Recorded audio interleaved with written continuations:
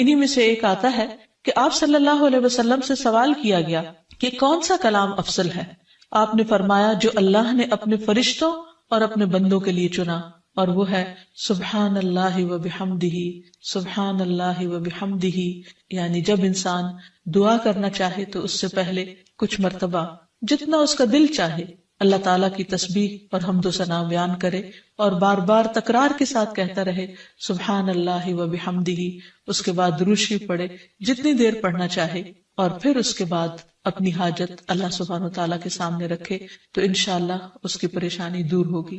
جہاں تک گھریلو پریشانیوں کا تعلق ہے تو اس میں ہم دیکھتے ہیں کہ ہر گھر کے اندر کوئی نہ کوئی چیز ایسی ہو جاتی ہے کہ جس سے باہمی تعلقات میں بدمزگی پیدا ہو جاتی ہے۔ بعض افراد کی طبیعت میں غصہ زیادہ ہوتا ہے، بعض لوگ جھگڑالو ہوتے ہیں، بعض لوگ شکی مزاج کے ہوتے ہیں، بعض لوگوں کو اونچا بولنے کی عادت ہوتی ہے، بعض لوگ دوسروں کو مختلف باتوں پر زج کرتے رہتے ہیں، بعض لوگ اپنی ذمہ داریوں کو ٹھیک سے نہیں نبھاتے۔ تو یہ تمام چیزیں صرف نہ یہ کہ ایسے انسان کو خود بلکہ اس کے آس پاس رہنے والوں کو اذیت میں مبتلا کر دیتی۔ اب اس میں انسان بعضوں کو سمجھانے سے بھی کام لیتا ہے، دوسروں سے بھی مدد لیتا ہے، لیکن پھر بھی مسئلہ حل نہیں ہوتا۔ تو صحابہ کرام تو اپنی جوتی کا تسمہ بھی ٹوٹ جاتا تو اللہ سبحانہ تعالیٰ سے مانگتے تھے۔ تو اگر گھر کے اندر کسی قسم کی ناچاکی یا پریشانی ہے تو اس سلسلے میں بھی ہمیں اللہ تعالیٰ کی طرف رجوع کرنا چاہیے، اور پھر اس کے ساتھ ساتھ دوسرے کو جو مشکل پیدا کر رہا ہے سمجھانا بھی چاہیے۔ جہاں تک لڑائی جھگڑے کا تعلق ہے تو اسے منافقت کی علامت بتایا گیا۔ آپ صلی اللہ علیہ وسلم نے فرمایا کہ منافق کی 4 علامتیں ہیں، ان میں سے ایک بات کرے تو جھوٹ بولے، وعدہ خلافی کرے، امانت میں خیانت کرے، اور جب وہ جھگڑا کرے تو گالی دے، یعنی جھگڑتا بھی ہے اور گالی بھی دیتا ہے۔ نبی صلی اللہ علیہ وسلم نے یہ بھی فرمایا کہ اللہ کو سب سے زیادہ ناپسند آدمی وہ ہے جو بہت جھگڑالو ہے، یعنی اللہ تعالیٰ ایسے شخص سے محبت نہیں کرتے۔ اس لیے اگر آپ کسی سے بات کر رہے ہو تو اس کی بات توجہ سے سن لے۔ چھوٹی چھوٹی باتوں پر جھگڑنا اور دوسرے کے ساتھ بد اخلاقی سے پیش آنا یہ درست نہیں۔ پھر اسی طرح مومن جو ہے وہ کبھی بد اخلاق نہیں ہوتا، اور بد اخلاقی پھر منافقت کی علامت ہے۔ رسول اللہ صلی اللہ علیہ وسلم نے فرمایا تمہارے یہ نسب نامے کسی کے لیے گالی کا سبب نہیں ہے، تم سب آدم کی اولاد ہو، ایک دوسرے کے قریب ہو، دین یا عمل صالح کے علاوہ کسی وجہ سے کسی کو کسی پر کوئی فضیلت نہیں۔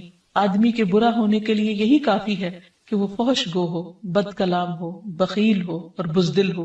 پھر اسی طرح آپس میں محبتوں کا نہ ہونا، بہن بھائیوں میں ناچاکی یا شوہر بیوی میں ناچاکی یا والدین کے ساتھ محبت کا نہ ہونا، یہ ایک طرح سے اللہ تعالیٰ کی طرف سے ایک آزمائش بھی ہو سکتی ہے اور ایک عذاب بھی ہو سکتا ہے۔ مومن تو محبت کرنے والا ہوتا ہے، اور اس شخص میں کوئی خیر نہیں جو محبت کرتا نہیں اور لوگ اس سے محبت نہیں کرتے، اور لوگوں میں سب سے زیادہ بہترین انسان وہ ہے جو لوگوں کے لیے فائدہ مند ہوتا ہے۔ تو اس لیے بہت ضروری ہے کہ خاندان کے اندر باہم محبت پائی جائے۔ گھریلو زندگی خوبصورت ہو جاتی ہے اگر آپس میں ایک دوسرے سے پیار، محبت اور ہمدردی کے جذبات پائے جاتے ہیں۔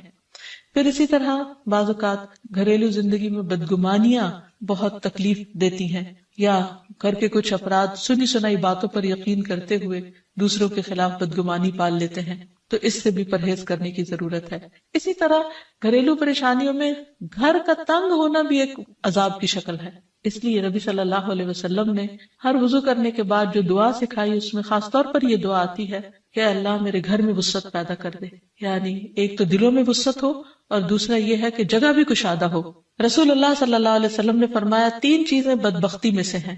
عورت جب تو اسے دیکھے تو وہ تجھ کو بری لگے اور وہ تجھ پر اپنی زبان چلائے، اور اگر تو اس سے غائب ہو تو وہ اپنے نفس کی اور تیرے مال کی حفاظت نہ کرے۔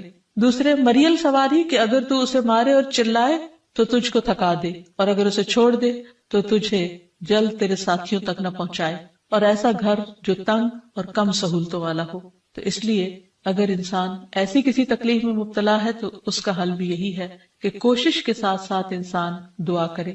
اسی طرح خرچ میں کمی، وسائل میں کمی، مال میں کمی، یہ تمام چیزیں بھی عموماً گھروں کے اندر جھگڑے پیدا کر دیتی ہیں۔ کھانے پینے کی قلت، بنیادی ضروریات کا پورا نہ ہونا، تو ایسی صورت میں بھی انسان اللہ تعالیٰ کی طرف رجوع کرے، اور اس کے لیے ساتھ ہی کوشش بھی ضروری ہے۔ کوشش میں سب سے پہلے تو یہ کہ انسان لڑائی جھگڑا چھوڑے، صبر و ضبط کی عادت ڈالے، برداشت اور تحمل کی عادت اپنے اندر پیدا کرے، اپنے اخلاق کو بہتر بنائے۔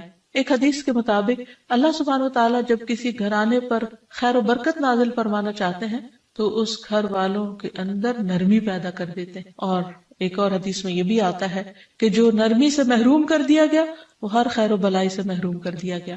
تو اس لیے گھر کے ہر فرد کو اپنے اپنے رویے پر غور کرتے ہوئے اپنے اخلاق کی اصلاح کرنے کی ضرورت ہے، اور دوسروں سے توقعات زیادہ رکھنے کی بجائے اپنا طرز عمل اچھا کرنے کی ضرورت ہے.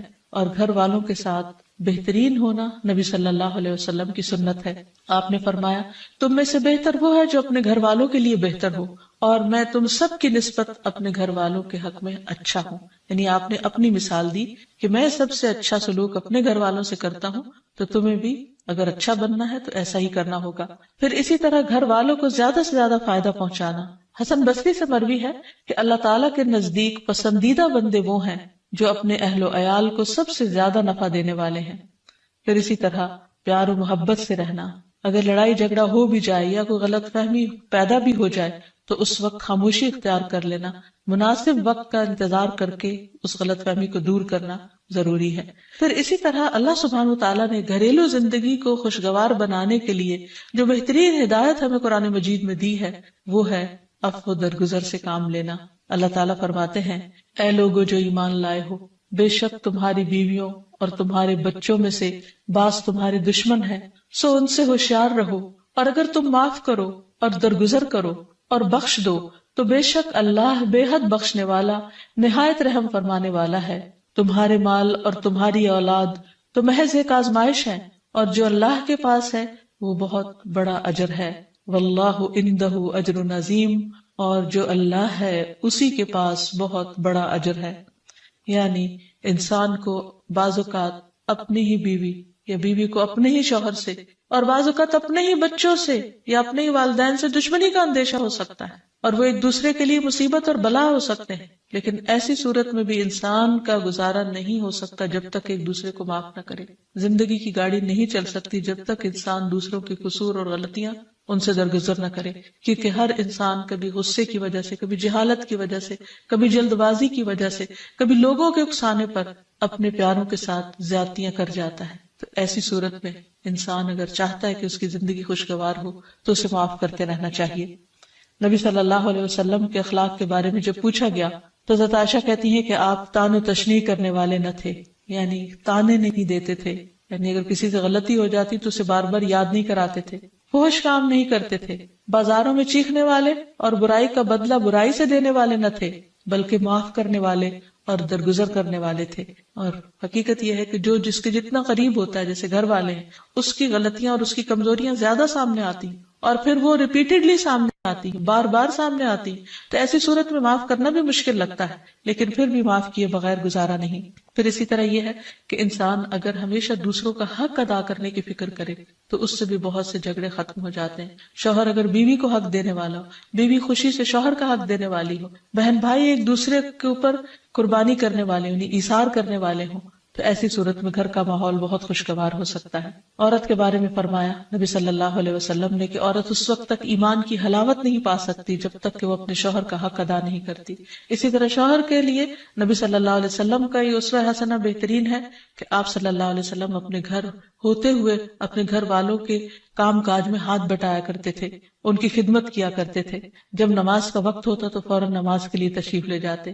آپ اپنے چھوٹے چھوٹے کام خود کر لیا کرتے تھے. یعنی اس سے بھی یہ پتہ چلتا ہے کہ خوشگوار گھریلو تعلقات میں دوسرے پر بوجھ نہ بننا ایک بہت اہم نقطہ ہے. کیونکہ اگر ہر انسان اپنی ذمہ داری خود لے لے تو دوسروں کے لیے وہ خوشگوار ہو جاتا ہے. پھر اسی طرح گھر والوں کو اگر کوئی غم، تکلیف یا پریشانی ہو تو اس موقع پر اپنے اختلافات کو بھول کر ان کی مدد کرنا، ان کی کیئر کرنا اور ان کی دلجوئی کرنا یہ بھی بہت ضروری ہے. اور حد الوسع گھر کا ماحول خوشگوار رکھنا چاہیے، ایک دوسرے کا احساس کرتے ہوئے اور ایک دوسرے کے کاموں میں عیب نہ نکالتے ہوئے اور ایک دوسرے کو اپریشیٹ کرتے ہوئے، ایک دوسرے کی اچھی خوبیوں کو اور اچھی باتوں کی تعریف کرتے ہوئے، اور اسی طرح بعض اوقات اپنی خواہشات کو پیچھے کرتے ہوئے. کیونکہ اگر ہر انسان یہ چاہے کہ زندگی اس کے مطابق، کیونکہ اگر ہر انسان یہ چاہتا ہو کہ ہر کام گھر میں اس کی مرضی کے مطابق ہو تو یہ ممکن نہیں. بہت سے گھروں میں ساس بہو کا جھگڑا کس بنا پر ہوتا ہے، یا آپس میں قریبی رشتوں کا جھگڑا اور فتنہ فساد کس وجہ سے ہوتا ہے؟ کیونکہ ہر شخص یہ چاہتا ہے کہ گھر کا نظام اس کی مرضی کے مطابق ہو، حالانکہ ایسا ہونا ممکن نہیں۔ تو اس لیے ہر انسان کو اپنی رائے بھی دینی چاہیے، لیکن دوسروں کی رائے کا بھی احترام کرنا چاہیے، اپنی ضرورت بھی پوری کرنی چاہیے، لیکن اس کے ساتھ ساتھ دوسروں کی ضروریات کا بھی خیال کرنا چاہیے۔ پھر اسی طرح بہت سے معاملات میں قناعت اختیار کرنی چاہیے، کیونکہ یہ زندگی بذات خود ایک امتحان ہے، اور اصل عیش و عشرت کی جگہ جنت ہے، دنیا نہیں، یا دنیا کا گھر نہیں۔ تو اس لیے ضروری ہے کہ مشکل حالات میں انسان اپنے عزیزوں کا، پیاروں کا، گھر والوں کا ساتھ دے، ان کی مدد کرے۔ مثلا شوہر کے اگر معاشی حالات تنگ ہیں تو بیوی ناجائز مطالبات نہ کرے، اسی طرح اگر بیوی بیمار ہے تو شوہر اس سے بہت زیادہ گھر کے کام کا مطالبہ نہ کرے۔ تو ایک دوسرے کے حالات کی رعایت کرتے ہوئے اگر انسان ایک دوسرے سے توقعات رکھے تو اس سے بھی حالات بہت خوشگوار ہو سکتے ہیں۔ اور پھر یہ کہ ہمیشہ دوسروں کی چھوٹی چھوٹی ایفرٹ پر ان کے لیے شکر گزاری کے جذبات ہونے چاہیے۔ مثلا اگر کوئی آپ کو گھر میں پانی پلا دے تو آپ اس پر بھی شکریہ بولیں۔ ہم عام طور پر اگر گھر سے باہر کہیں ہوتے ہیں اور کوئی ہمارے ساتھ تھوڑے سا بھی احسان کا معاملہ کرے تو ہم اس کے احسان کو مانتے ہیں، لیکن گھر والوں کا احسان ماننا ایک مشکل کام لگتا ہے۔ تو اس لیے اگر ہم چاہتے ہیں کہ گھریلو زندگی خوشگوار ہو تو اس میں گھر والوں کے احسان کو بھی ماننا ضروری ہے۔ اور پھر چھوٹی چھوٹی اذیتوں کو بہت مینشن نہیں کرنا چاہیے، ان کا ذکر نہیں کرنا چاہیے، ان پر صبر کرنا چاہیے۔ تو جو شخص شکر اور صبر سے کام لیتا ہے اس کی زندگی لازماً خوشگوار ہوتی ہے۔ لیکن اس کے باوجود بھی اگر گھریلو زندگی میں تنگی ہو، تکلیف ہو، آپس کی ناچاکی ہو، دشمنی ہو، پریشانی ہو، بہت بے چینی ہو، تو پھر اللہ سبحانہ وتعالیٰ ہی کی طرف رجوع کرنا چاہیے، کیونکہ قرآن مجید میں آتا ہے وَإِن يُرِدْكَ بِخَيْرٍ فَلَا رَادَّ لِفَضْلِهِ يُصِيبُ بِهِ مَن يَشَاءُ مِنْ عِبَادِهِ وَهُوَ الْغَفُورُ الرَّحِيمُ۔ اور اگر اللہ تمہیں کوئی تکلیف پہنچانا چاہے تو اس کے سوا کوئی اسے دور کرنے والا نہیں، اور تجھ سے کوئی بھلائی کرنا چاہے تو کوئی اسے ٹالنے والا نہیں۔ وہ اپنے بندوں میں سے جسے چاہے فضل سے نوازتا ہے، اور وہ بخشنے والا اور رحم کرنے والا ہے۔ تو اس لیے چھوٹی چھوٹی تکلیفوں پر بھی فوراً اللہ کا ذکر، اللہ کی یاد، اللہ کی تسبیح انسان کے دل کو سکون بخشتے۔ اور نبی صلی اللہ علیہ وسلم نے خصوصاً اپنی پیاری بیٹی فاطمہ رضی اللہ تعالی عنہا کو جب وہ گھر کے کام کاج کر کے تھک جاتی تھی، کیونکہ اپنے ہاتھ سے چکی پیستی، اپنے ہاتھ سے آٹا گوندتی، اپنے ہاتھ سے اپنے گھر کے کام کاج کرتی، بچوں کو لک آفٹر کرتی، تو بہت تھک جاتی تھی۔ اور اسی تھکاوٹ کی وجہ سے انہوں نے ایک دفعہ نبی صلی اللہ علیہ وسلم کے پاس جب کچھ قیدی آئے تو خادم کا مطالبہ کیا، لیکن آپ صلی اللہ علیہ وسلم نے ان کو خادم دینے کی بجائے یہ تسبیحات سکھائیں، اور فرمایا کہ جب تم اپنے بستر پر جانے لگو تو 33 بار سبحان اللہ، 33 بار الحمدللہ، اور 34 بار اللہ اکبر پڑھ لیا کرو۔ اور اسی لیے یہ تسبیحات فاطمہ کے نام سے بھی معروف ہیں۔ تو رات کو خاص طور پر بستر پر لیٹ کر یہ تسبیحات ضرور پڑھ لینی چاہیے، کیونکہ یہ گھریلو کام کاج کی تھکاوٹ کا بہترین علاج ہے اور خادم کی جگہ کفایت کرنے والی دعائیں ہیں۔ پھر اسی طرح گھر میں وسعت اور کشادگی کی دعا، اللہم اغفر لی ذنبی ووسع لی فی داری وبارک لی فی رزقی، اے اللہ میرے گناہ معاف کر دے، میرے گھر میں وسعت پیدا کر دے اور میرے رزق میں برکت عطا کر دے۔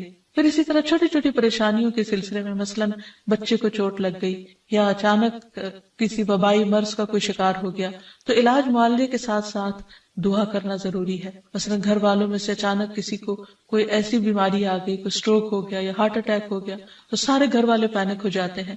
ایسی صورت میں پریشانی کا صرف اظہار کرتے رہنے سے اور غمگین رہنے سے مریض کی مدد نہیں کی جا سکتی، تو اس موقع پر اللہ تعالیٰ سے دعا کرنی چاہیے۔ اور ایک بہت خوبصورت دعا جو نبی صلی اللہ علیہ وسلم نے حضرت اسما بنت امیس کو سکھائی تھی کہ آپ نے فرمایا، کیا میں تمہیں ایسے کلمات نہ سکھاؤں جن کو تم پریشانی کے وقت پڑھا کرو؟ اور وہ کلمات ہیں اللہ اللہ ربی لا اشرک بہ شیئا، اللہ ہی میرا رب ہے، میں اس کے ساتھ کسی چیز کو شریک نہیں بناتی۔ اور آخر میں یہ کہ گھر والوں کی باہمی محبت اور الفت اور تعلقات کی بہتری کی دعا کرنی چاہیے جو پیارے نبی صلی اللہ علیہ وسلم نے ہمیں سکھائی ہے۔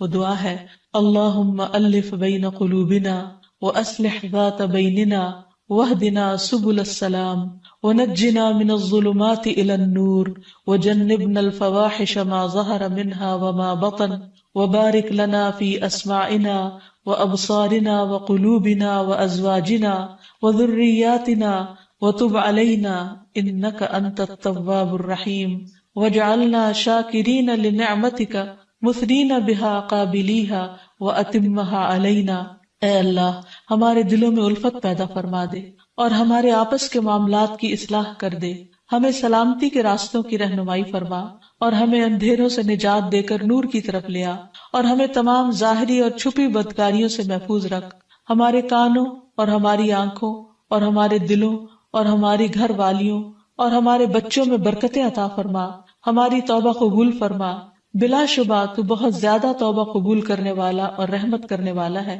ہمیں اپنی نعمتوں کا شکر ادا کرنے والا بنا اور ان کی تعریف کرنے والا اور ان کو قبول کرنے والا بنا دے، ان نعمتوں کو ہم پر کامل فرما دے، یعنی ان نعمتوں کو ہم پر تمام کر دے۔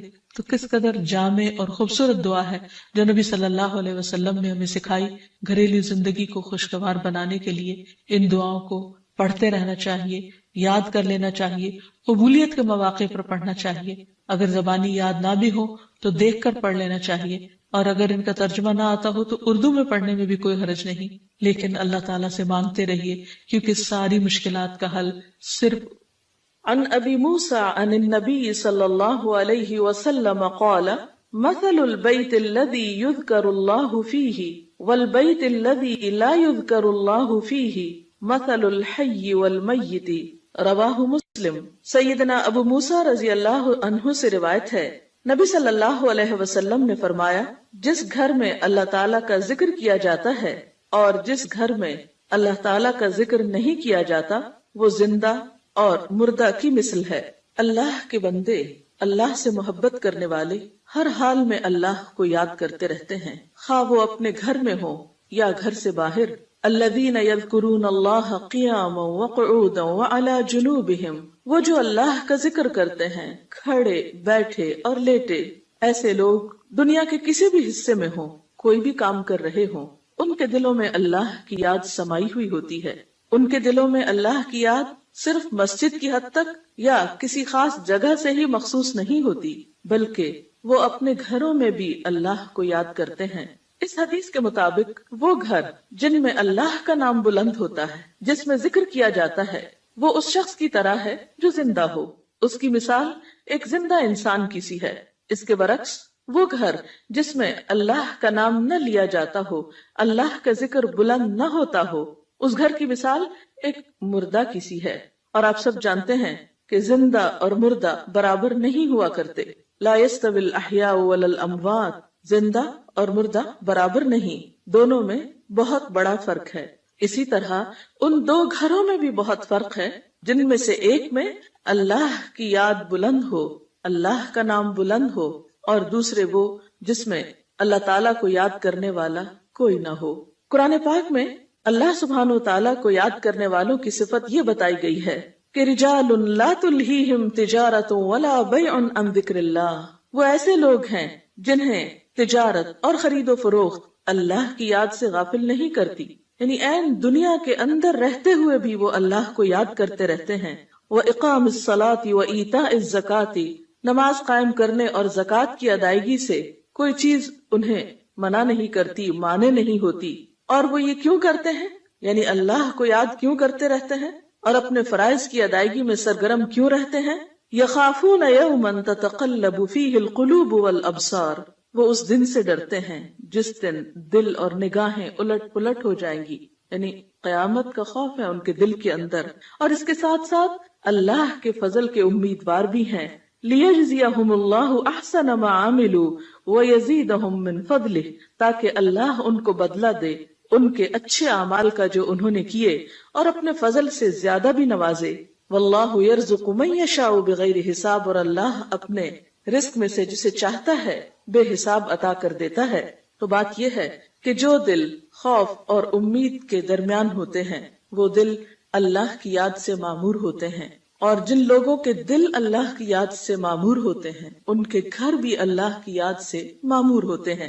عام طور پر گھروں میں دو طرح سے ذکر ہوتا ہے، ایک انفرادی ذکر اور ایک اجتماعی ذکر۔